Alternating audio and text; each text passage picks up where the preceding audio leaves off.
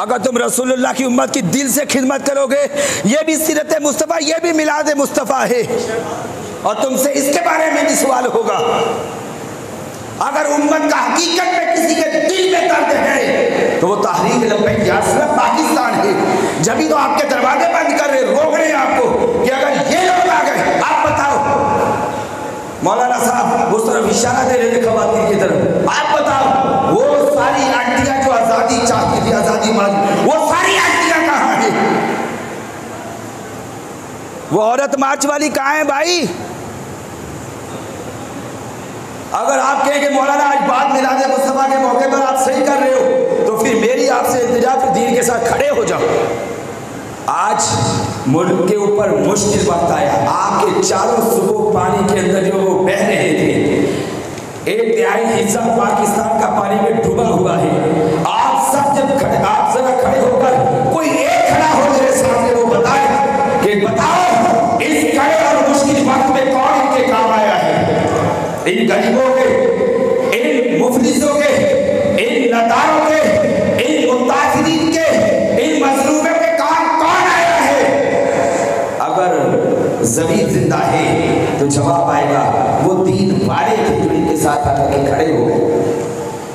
دنیا دار تو آپ کو ہیلی کاپٹر دکھاتے رہے، دنیا دار تو آپ کو ایک ایک وقت کا وہ آٹا تھوڑا پھینکا، وہ بھی اوپر سے۔ خدا کی قسم وہ بات یاد آتی ہے کہ مقام شکر ہے ایک بار، خدا کے ہاتھ ہے روزی، یہ حق بھی بندے کو دیا ہوتا تو کیا ہوتا؟ بتاؤ اس کڑے وقت میں کون آیا، کون سا لیڈر میدان عمل میں تھا؟ تو اگر دنیا کی آنکھ کھلی ہے تو جواب آئے گا کوئی اور نہیں۔ اگر لیڈر اس کڑے وقت میں کوئی کھڑا تھا یا ہے تو رکھتے چنا امیر المجاہدین علامہ سعد حسین رضوی دعوت برکاتہ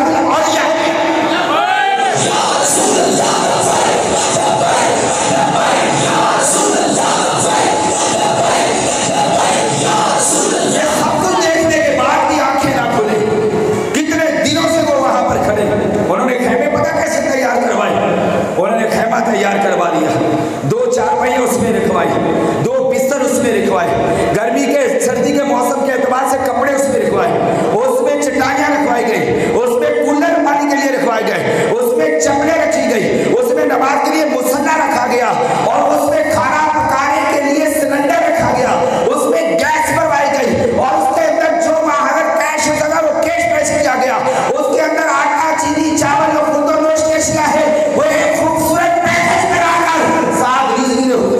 سامنے پیش کر دیا۔ کہاں ہے وہ آج؟